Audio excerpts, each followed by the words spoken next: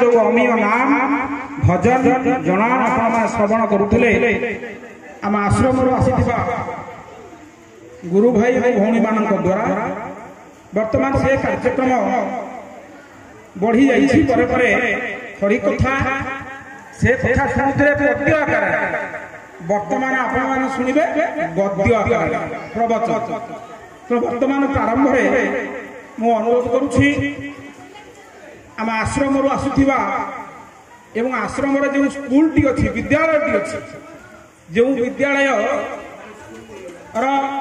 प्रतिशत पास प्रतिशत मात्रा खोर्धा जिले में 1 नंबर अच्छी बहुत पिला पढ़ुଛନ୍ତି समस्ते फर्स्ट क्लास तो से देवगुरु आदर्श विद्यालय जड़े शिक्षयित्री और आम आश्रम जड़े सन्यासिनी आमर मंजू अपा आम मान गहन अच्छा से आपण मानू आज जो पवित्र दिन पवित्र दिवस ता उपरे एवं गुरुंको उपरे गुरुंको वाणी उपरे गुरुंको दर्शन उपरे से आपण मानू दुई पद कहवा हेबे आमर आदरणीय गुरु कृष्णाय नमः। ब्रह्मानंदं परम सुखदं केवलं ज्ञानमूर्ते द्वन्द्वातीतं गगन सदृशं मस्तत्वमसादिलक्षणम् एकं नित्यं विमलमचलं दिव्यादि सर्वाधिभूतं भावातीतं त्रिगुणरहितं सद्गुरुतं नमामि सद्गुरुतं नमामि सद्गुरुतं नमामि। परमाराध्य परम पूज्य श्री गुरुदेवंकर चरणार बिंदरे मोर अनंत कोटि प्रणाम। आज मर्त्य वैकुंठ अवस्थान करिथिबा समस्त दिव्यतुल्य ईश्वरदर्शी भगवत प्रेमी भगवत स्वरूपी प्रत्येक आत्मा को मोर विनम्र प्रणाम। आज हेउछि भागवत जन्म अति पवित्र दिवस। आज ये पवित्र दिवस रे स्वयं भगवान को आम्भे माने पाई परिछे। आज पालटी जाइछि उक्त स्थानटी एक मर्त्य वैकुंठपुर। पूरी जे गोटे स्थान को कहा जाए ता नुहे जो भगवान अवस्थान करती प्रभु जगतर नाथ जगन्नाथ रुहंती से स्थानटी हो जाए पुरी।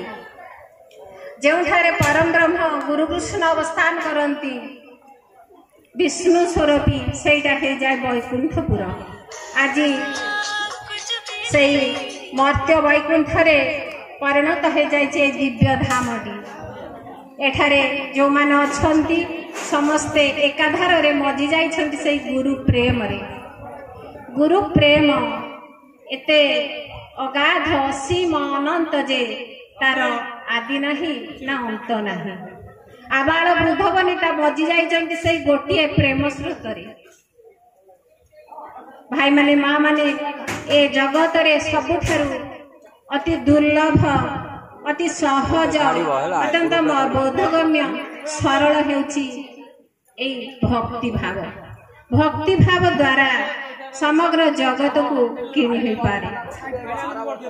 आज एठारे थिबा समस्त माँ माने भाई भौणी माने एमिति कि छोट शिशु माने मध्य से भाव रे आप्यायित जहा फल कि वैकुंठपुरु से वैकुंठ आश्रम प्रभु को प्रेम स्रोत रे भसाई आनी एठारे ही आश्रम गढ़ी देइछंती। एठारे जहा को देखिले समस्त देवतुल्य समस्तंकर भाव एकाधार। जेपरि कि पुरीर से आनंद बजार अहरह मांकर प्रसाद महालक्ष्मी प्रसाद प्रभु जगन्नाथ प्रसाद सेवन करा जाउ थाए। नाम कीर्तन चली थाए प्रभु दर्शन चली थाए। आज ठीक से भली पवित्र भागवत जन्म तिथि रे चली। भागवत अर्थ ଭାବରଗତ ଭାବଗତ ଆଜି এই ଭାଗବତ ତିଥିଟି ଭାଗବତ ଉତ୍ସବରେ ପରିଣତ ହୋଇଯାଇଛି। ଗୁରୁଙ୍କର ମହିମା କିଏ ବା ବର୍ଣ୍ଣନା କରିପାରିବ? ସେ ତ ବର୍ଣ୍ଣନା ଅତୀତ ମହାସମୁଦ୍ର। ତାଙ୍କର ସ୍ରୋତରେ ଯିଏ ଥରେ ବୁଡ଼ିଛି ତାର ନିକଟବର୍ତ୍ତୀ ହେଇଛି, ସେ ଭୁଲି ଯାଇଛି ସମଗ୍ର ଜଗତକୁ। ଆଜି ଦେଖନ୍ତୁ ତ କିଏ କାହାର ପରିବାର କଥା, ପିଲା ଛୁଆ କଥା, ଆତ୍ମୀୟ କଥା ଭାବୁଛନ୍ତି କି? ସମସ୍ତେ କେବଳ ଚାହିଁ ରହିଛନ୍ତି ସେଇ ଗୁରୁଦେବଙ୍କର ଚରଣକୁ। ସମସ୍ତଙ୍କର ଲକ୍ଷ୍ୟ ମୁଁ ଯାଇ ପ୍ରଥମେ ଦେଖା କରିବି, ଗୁରୁଦେବଙ୍କୁ ପ୍ରଣାମ କରିବି, ଦର୍ଶନ କରିବି। ସେଇ ଭକ୍ତ ସ୍ରୋତରେ ଆଜି ପଲ୍ଲବିତ ହୋଇଛି ଉକ୍ତ ସ୍ଥାନଟି। ଗୁରୁଙ୍କର ମହିମା ତ ଅସୀମ। ସେଥିରୁ ମୁଁ ଛୋଟିଆ କଥାଟିଏ କହିବି। ଗୁରୁ କେତେ ଯେ ମହାନ, ତାଙ୍କୁ ଯିଏ ଯେମିତି ସୂତ୍ରରେ ଭାବି ପାରିଲା ସେ ସେଇ ରୂପରେ ତାକୁ ଦେଖା ଦିଅନ୍ତି। କିଏ ତାକୁ ନିଜର ପୁଅ ବୋଲି ଭାବିଲା ତ ସେଠାରେ ସିଏ ପୁଅ ହୋଇ ମା ପାଖରେ ବାତ୍ସଲ୍ୟ ପ୍ରେମ ଦେଖାନ୍ତି। ଆଉ କିଏ ଭକ୍ତ ଭାବରେ ଭାବିଲା ତ ସେ ତା ପାଖରେ ଭଗବାନ ହୋଇଯାଆନ୍ତି। ଆଉ କିଏ ତାଙ୍କୁ ଯଦି ନିଜର ସର୍ବସ୍ୱ ଦେଇ ସ୍ୱାମୀ ଭାବରେ, ଈଶ୍ୱର ଭାବରେ, ପ୍ରଭୁ ଭାବରେ ଭାବିଲା ତ ସେ ତାର ଭର୍ତ୍ତା ହେଇଯାଆନ୍ତି। ଆଉ ତାଙ୍କୁ ଯିଏ ଯେଉଁ ରୂପରେ ଭାବିଥାଏ ସେଟାକୁ ତାର ଭାବାନୁସାରେ ରୂପ ଦର୍ଶନ କରିଥାନ୍ତି। ଏଠାରେ ମଧ୍ୟ ସେଇ ସ୍ଥିତି ଚାଲିଛି। ଏହା ପାଇଁ ଗୋଟେ ଛୋଟ ଉଦାହରଣଟିଏ ବୋଧହୁଏ ଏଇଥିରୁ ଜାଣି ହେବ ଗୁରୁଙ୍କର ମହିମା କେଡ଼େ ଅସୀମ। ଆଉ ତାଙ୍କୁ ଯିଏ ଚିହ୍ନିଛି ସେ କିଭଳି ଭାବରେ ଏ ସମଗ୍ର ଜଗତକୁ ତୁଚ୍ଛ ମଣି ତାଙ୍କରି ଭାବସ୍ରୋତରେ ଭାସି ଯାଉଛି। ଏ ତ ସେଇ ଟିକେ ଭକ୍ତିଭାବର କଥା, ଯାହା ଫଳରେ କି ସେଇ ଭକ୍ତିଭାବରେ ନିମଜ୍ଜିତ ହୋଇ ଭକ୍ତଟିଏ ପ୍ରଭୁଙ୍କର ଗୁଣକୁ ଜାଣିବା ପାଇଁ, ସେ କେତେ ମହାନ ଚିହ୍ନିବା ପାଇଁ ଚେଷ୍ଟା କରିଛି। ଏକ ପୂର୍ବ କାଳର ସେ ଆଶ୍ରମ ବିଧି କଥା। ଗୁରୁଦେବ ଥାନ୍ତି, ଅନେକ ଶିଷ୍ୟ ଥାନ୍ତି।